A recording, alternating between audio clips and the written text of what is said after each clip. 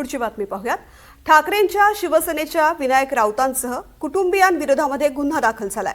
जादूटोणा विरोधी कायद्याअंतर्गत हा गुन्हा दाखल झालेला आहे। विनायक राऊत यांची सून गिरिजा राऊतांकडून हा गुन्हा दाखल करण्यात आलाय। माजी खासदार विनायक राऊत, मुलगा नगरसेवक गीतेश राऊत विरुद्ध गुन्हा दाखल झालाय। ठाण्याच्या कापूरबावडी पोलीस ठाण्यात हा गुन्हा दाखल केला गेलाय। सून गिरिजाने राऊत कुटुंबियांवरती गंभीर आरोप केलेत। देवेंद्र कोलटकर या संदर्भातली माहिती देतात। देवेंद्र, नेमके काय आरोप केलेले आहेत विनायक राऊत यांच्या सुनेने?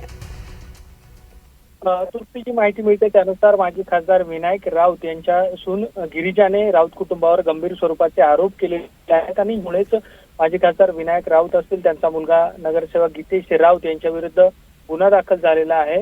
ठाकरे गटाचे माजी खासदार आहेत विनायक राऊत, त्यांच्या कुटुंबावरती हा सगळा गुन्हा दाखल झालेला आहे। जी माहिती मिळते त्यानुसार ठाण्याच्या कापूरबावडी पोलीस ठाण्यामध्ये हा सगळा गुन्हा दाखल झालेला आहे। जादूटोणा विरोधी कायद्याअंतर्गत गुन्हा दाखल झालेला आहे, त्यामुळे अधिकच्या निश्चित प्राथमिक माहिती मिळते त्या माजी खासदार विनायक राऊत निश्चित देवेंद्र, गुन्हा दाखल झालेला आहे। आता कारवाई काय होते हे पाहणं महत्त्वाचं असेल। धन्यवाद संपूर्ण माहिती करता।